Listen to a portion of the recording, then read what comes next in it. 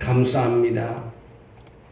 오늘 주님께서 또 수요 예배 하나님께 나와서 예배하며 우리 몽골 목장이 하나님께 특별 찬양을 올려드렸습니다.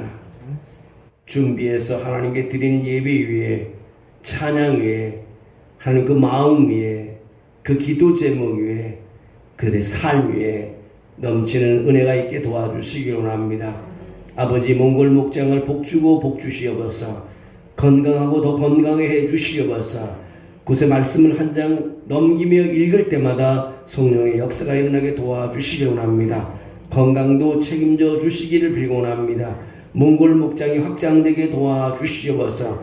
아버지 하나님의 우리가 미약하지만 주님께서 창대하게 해준다고 하여 싸우니 더 크게 하나님 도와주셔서 많은 사람을 붙여주시고 아버지의 마음의 넓음이 아버지 크게 도와주실 줄로 믿습니다. 또 아버지 몽골 목장에 모여서 기도할 때 기도 제목이 이루어지게 하시고 아버지 많은 사람들이 간증할 수 있도록 도와주시옵소서. 우리 모두가 하나님 성전에 왔습니다. 우리 합력하여 손을 이는 예배 위에 하나님이 함께 하시고 축복해 주셔서 날마다 우리가 서로를 축복하며 기도할 때 은혜가 2배, 3배 넘쳐나게 도와주시옵소서. 이 시간도 악한 사탄마귀 틈타지 못하게 하시고 하나님의 영이 임재하며 기쁨이 있고 평안이 있고 치유함이 있는 예배가 되도록 도와주시옵소서.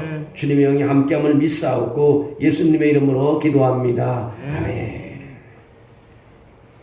할렐루야. 아멘. 예, 오늘은 큰 기쁨이 있더라라는 제목을 가지고 말씀을 드리겠습니다. 예루살렘 교회는 교회가 탄생한 이후 복음 전파와 능력 행함으로 믿는 수가 계속해서 증가해갔고 안정적으로 성장을 이어갔습니다. 외적 박해도 있었지만 잘 이겨냈습니다. 내적으로 죄의 문제와 갈등의 문제도 잘 극복했습니다. 근데 스데반의 순교로 인해 급진적인 변화가 일어나게 되었습니다. 오늘 1절에 사울은 그가 죽임당함을 마땅히 여기더라. 그날에 예루살렘에 있는 교회가 큰 박해가 있어 사도 외에는 다 유대와 사마리아 모든 땅으로 흩어지니라고 말하고 있습니다. 믿음의 사람들은 스데반은 죽고 교회에 큰 박해가 되어 삶의 터전을 벌이고 유대와 사마리아 땅으로 떠나야만 했습니다. 왜 하나님은 스데반을 보호하지 않고 죽게 했을까요? 왜 하나님은 안정적으로 성장하는 교회를 강제로 흩어버렸을까요? 사도행전 8장 1절은 오늘 읽었던 1절은 사도행전 1장 8절의 성취를 위한 것입니다. 오늘 8장 1절은 사도행전 1장 8절을 성취하기 위한 그림입니다. 1장 8절이 뭡니까? 오직 성령이 너희에게 임하시면 너희가 권능을 받고 예루살렘과 온 유대와 사마리아와 땅까지는 이르러내 증인이 되리라고 했습니다. 사도들은 예루살렘과 온 유대와 사마리아와 땅까지로 내 증인이 되라는 명령을 받았습니다. 예루살렘에 충분한 복음이 전해졌습니다. 이제 예루살렘에 더 복음을 확산시켜도 안 해도 됩니다. 다음 단계가 어디냐? 온 유대와 사마리아로 나아가야만 했습니다. 안정적인 생활을 하는 사람들은요 스스로 움직이지 않습니다. 그래서 하나님께서 크리스찬들의 박해를 통해 흩어버리는 것을 보게 됩니다. 오늘은 이런 변화의 교회가 어떻게 반응했는가를 말씀해 드리려고 합니다. 박해에 의해 강제적으로 흩어졌던 초대교회 성도들은 그 변화의 이면에 계신 하나님께 순종했습니다. 순종의 결과가 그들이 거하게 된 성과 성에 큰 기쁨이 있게 했다는 본문의 제목입니다. 고통스러운 변화를 수용했을 때 기쁨의 결과를 낳았다는 것입니다. 오늘 본문에서 사울이 변화의 원인을 제공하는 핍박자로 등장하게 됩니다. 1절에 뭐라 그랬습니까? 사울은 그가 죽임당함을 마땅히 여기더라. 그가 누구입니까? 스데반입니다. 그날에 예루살렘에 있는 교회가 큰 박해가 있어 사도 외에는 다 유대와 사마리아 모든 땅으로 흩어지니라고 말합니다. 사울은 스데반의 죽음을 마땅히 여길 정도로 정말 사울이 바로 스데반의 죽음 뒤에 있었다는 것입니다. 스데반의 죽음에 깊이 관여했다는 것을 알 수 있습니다. 사도행전 7장 58절에 성 밖으로 내치고 돌로 칠 때에 증인들이 옷을 벗겨 사울이라고 하는 청년의 발 앞에 스데반을 두었다고 합니다. 사울은 스데반의 죽음의 현장에서 증인들을 인솔하는 역할을 한 것 같이 보입니다. 그뿐만 아니라 스데반의 죽음을 마치 공격 개시 시료탄으로 여기고 박해를 시작합니다. 3절에 그렇게 말합니다. 사울이 교회를 잔멸할세 각 집에 들어가 남녀를 끌어다가 옥에 넘기니라. 잔멸하다는 단어는 멧돼지가 포도원에 난입하여 마구 짓밟아 온통 숫대박들을 만든 상황을 묘사한다는 단어입니다. 사울은 집집마다 돌아다니며 그리스도인들을 잡아 옥에 가두었습니다. 교회를 숫대밭으로 만들어 버린 것입니다. 사울이 이렇게 활개를 칠 수 있었던 것은 사내들인 공회가 사울에게 권한을 부여했기 때문입니다. 그 배후에는요, 사울의 스승 가말리엘이 연루되어 있었습니다. 예수님을 죽이면 끝날 줄 알았습니다. 박해를 하고 흩으면 사라질 줄 알았습니다. 결국 그들은 실패했습니다. 하나님은 이들보다 크시고 멀리 보시는 분이십니다. 하나님은 죽음을 통해 부활하게 하셨고요, 박해를 통해 확산되게 하셨습니다. 제가 어릴 때요, 동네 초입에는 부잣집 묘소가 큰 게 있었습니다. 그 잔디를 얼마나 잘 깔아놨고 잘 입혀놨는지 아이들이 다 그 묘소에 가서 노는 거예요. 놀이터가 별거 없으니까 그냥 남의 그 묘소에 가서 노는 거예요. 동네 가까이 있으니까. 근데 한 친구가 성냥을 가지고 놀다가 그 잔디에 불이 붙었어요. 묘가 다 타버리는 거예요. 여러분 어떻게 부를까요? 그때 입었던 옷을 벗어갖고 그냥 불꽃을 내려쳤는데요. 이게 꺼지기는 커녕 불똥이 튀고 더 번져나가는 거예요.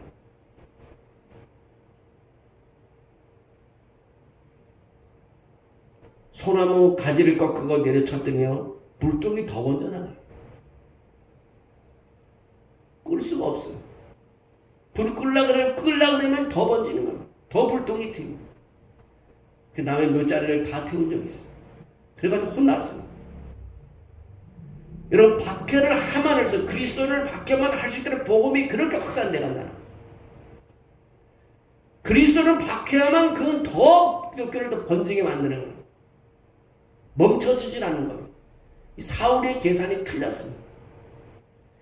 우리가 살아가면서 원치 않는 변화에 직면할 때가 당황스러울 때가 많습니다. 납득할 수 없는 이유로 나를 괴롭히는 사람들을 만날 때 고통스럽습니다. 이럴 때 일단 판단을 유보하고 변화의 주관자가 되시는 하나님을 바라보시기 바랍니다. 아멘. 여러분 힘든 게 여러분이 가까이 오고 있습니까? 육신적인 거, 환경적인 것일 때요, 하나님이 우리를 주관하고 계십니다. 하나님이 새롭게 더 나를 더 확장시키려고 한다는 것을 우리는 이것을 통해서 알 수 있습니다. 사울의 박해로 인해 예루살렘 교회의 성도들은 흩어지기 시작했습니다. 1절을 다시 읽어보면 사울은 그가 죽임당함을 마땅히 여기더라. 그날에 예루살렘에 있는 교회가 큰 박해가 있어 사도 외에는 다 유대와 사마리아 모든 땅으로 흩어지니라. 4절에 그 흩어진 사람들이 두루 다니며 복음의 말씀을 전할세. 예루살렘 교회의 성도들은 핍박을 피해 흩어졌는데 이 흩어진 사람들이 가서 복음을 전한다. 신앙을 지키기 위해 많은 것을 버리고 떠났던 사람들이. 근데 핍박자 사울은 살기가 등등해서 이들이 피한 곳마다 찾아다닙니다. 사마리아 땅 다메섹까지 갔던 것을 보면 발본색원하겠다는 사울의 의지가 아주 강하게 드러납니다. 흩어진 자들은요, 하나님께서 왜 자신을 흩으셨는지 그때서야 깨달았습니다. 그곳에도 복음이 필요한 사람이 있었기 때문에 하나님께서는 흩으셔서 믿음의 사람들을 그곳에 보낸 것입니다. 이렇게 흩어져 복음을 전한 자 중에 빌립이라는 사람은, 나 이름이 나오는데 빌립은 사도가 아니라 집사님이었습니다. 사도행전 21장 8절에 이튿날 떠나 가이사랴에 이르러 7 집사 중 하나인 전도자 빌립의 집에 들어가서 머무니라, 이런 말이 있습니다. 전도자 빌립이었습니다. 5절에 빌립이 사마리아 성에 내려가 그리스도를 백성에 전파니라고 말하고 있습니다. 전도자 빌립이 사마리아 갔다는 것이 왜 특별한 것입니까? 당시 유대인들은 사마리아인과 상종하지 않았습니다. 역사적으로 이들은 금송아지 우상을 섬겼고 이방인과 혼혈되었기에 종교적으로 혼탁해졌고 혈통적으로 더럽혀진 저속한 자들이라고 생각했기 때문에 서로 교제를 하지 않았습니다. 그럼에도 빌립이 사마리아에 간 이유가 무엇입니까? 사마리아는 핍박자 사울의 손이 미치지 못한 것이거나 아니면 하나님은 어딘지 계시다는 스데반의 설교를 듣고 그는 사마리아에 가서 복음을 전했을 것입니다. 빌립이 사마리아에 가서 복음을 전했다고 그 쉽게 복음을 받아들이겠습니까? 편견과 우월감에 사로잡힌 유대와 사마리아 사이에 넘어서기 힘든 높은 장벽이 있었습니다. 이 높은 장벽이 어떻게 무너지겠습니까? 근데 6절 7절에 이렇게 말합니다. 무리가 빌립의 말도 듣고 행하는 표적도 보고 한 마음으로 그가 하는 말을 따르더라. 많은 사람에게 붙었던 더러운 귀신들이 크게 소리를 지르며 나가고 또 많은 중풍병자와 못 걷는 사람이 났다고 말하고 있습니다. 사마리아 사람들은요, 빌립이 전하는 말씀만 들은 것이 아닙니다. 표적을 보았습니다. 하나님께서 귀신이 떠나가고 병이 낫는 기적을 통해서 빌립이 전하는 말씀을 듣고요, 그 뒤에 하나님이 주신 성령의 역사가 일어나는 것을 보았습니다. 성령의 능력을 통해 일어난 표적이 유대와 사마리아 사이의 장벽을 뛰어넘어 복음을 믿도록 한 것입니다. 여러분, 오늘날도 성령께서 필요에 따라 이적을 행하십니다. 야고보서 4장 14절에 그렇게 말합니다. 너희 중에 병든 자가 있느냐? 그는 교회의 장로들을 청할 것이요 그들은 주의 이름으로 기름을 바르며 그를 위해서 기도할지리라고 말하고 있습니다. 의인의 간구는 역사하는 힘이 크다고 말하고 있습니다. 질병만이 아닙니다. 인간의 힘으로 넘어설 수 없는 일들이 복음 안에서 가능하도록 기도하라는 것입니다. 근데 오늘 말씀에서 주목할 것은요, 사마리아 사람들이 빌립의 말도 듣고 행하는 표적도 보고 한 마음으로 그가 하는 말을 따랐다는 것입니다. 예수님이 오병이의 표적을 보이셨을 때 많은 사람들이 열광하며 예수님을 따랐습니다. 이들은 생명의 떡 대신 예수님을 믿는 것이 아니라 그 떡을 먹고 또 그 떡을 먹기를 원했기 때문입니다. 우리에게 표적을 주시는 이유는요, 표적을 따라 다니게 하는 것이 아니라 주의 말씀을 의심 없이 믿고 따르기 위함이라는 것입니다. 사마리아 사람들이 표적을 통해서 복음의 말씀을 따르는 결과는 큰 기쁨이었다는 것입니다. 오늘 8절에 그렇게 말합니다. 그 성에 큰 기쁨이 있더라. 복음이 전파되는 곳마다 참 자유가 있고 성령이 역사하는 곳마다 참 기쁨이 있습니다. 하나님에 의해 시작된 변화는요, 고통을 수반했지만 기쁨으로 열매 맺게 된다는 것입니다. 빌립을 통해 사마리아 한 도시에 복음이 들어가자 어떤 변화가 일어났는가를 단적으로 보여준 인물은 자칭 큰 자라고 하는 시몬입니다. 9절 10절에 그렇게 나옵니다. 그 성에 시몬이라고 하는 사람이 전부터 있어 마술을 행하여 사마리아 백성을 놀라게 하며 자칭 큰 자라니 낮은 사람부터 높은 사람까지 다 따르며 이르되 이 사람은 크다 일컫는 하나님의 능력이라 하더라고 말합니다. 복음이 들어가기 전에 사마리아는 마술이 행해졌습니다. 마술이라는 것은 요즘과 같은 눈속임이 아니라 악의 능력에 의해 이루어진 이적을 말하는 것입니다. 그 중심에 누가 있냐? 시몬이 있었습니다.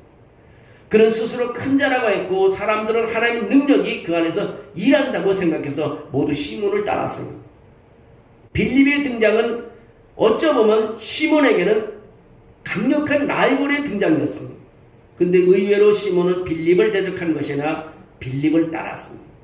13절에 그렇게 말합니다. 시몬도 믿고 세례를 받은 후에 전심으로 빌립을 따라다니며 그 나타나는 표적과 큰 능력을 보고 논란이라고 말하고 있습니다. 시몬도 믿고 세례를 받다는 것은 참 믿음인가는 논란의 여지가 있습니다. 그 일은 이어지는 본문에서 돈으로 사도들의 능력을 사려고 했기 때문입니다. 더 큰 능력을 배우기 위한 믿음일 수도 있고 과거로 돌아가는 병든 믿음일 수도 있습니다. 분명한 것은 시몬조차도 빌립은 자신이 행하는 마술과는 차원이 달랐다는 것을 알았습니다. 그래서 빌립의 표적과 시몬의 마술이 어떻게 달랐습니까? 얼핏 보기에 비슷하지만 일단 출처가 달랐습니다. 빌립의 표적은 성령의 능력이고 시몬의 마술은 사탄의 능력이었습니다. 그 결과도 달랐습니다. 마술은 사람들을 놀라게 했고 표적은 사람을 기쁘게 했다는 것입니다. 목적도 달랐습니다. 마술은 사람을 따르겠고 표적은 말씀을 따르겠다는 것입니다. 변화는요, 우리의 삶에 불가피하게 찾아옵니다. 우린 변화의 물건에 대처하느라 급급할 때가 많지만 그 변화의 물건을 일으키는 분이 누구냐? 하나님이라는 것입니다.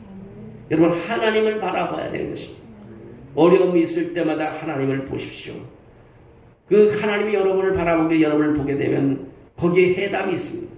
때로는 하나님이 왜 이 변화를 내게 가져왔는지 바로 깨닫지 못할 때가 있습니다. 그렇다 할지라도 주어지는 현재에 충실하게 되면 왜 그런 변화를 가져오게 하시는가를 깨닫게 될 것입니다. 여러분, 때로 우리가 잘 돼도 하나님을 바라봐야 됩니다. 힘든 생활 속에도 하나님을 바라야 됩니다. 거기서 해답을 찾을 수 있습니다. 우리가 잘 되면 내가 잘 된 것처럼 돌아다니면 그것은 끝나는 인생이 되는 것입니다. 늘 하나님을 생각해야 됩니다. 인간의 생각은 결국 주저앉는 생각이고 하나님의 생각은 다시 올라가는 생각이고 기쁨의 역사가 있다는 것을 우리는 알아야 되는 것입니다.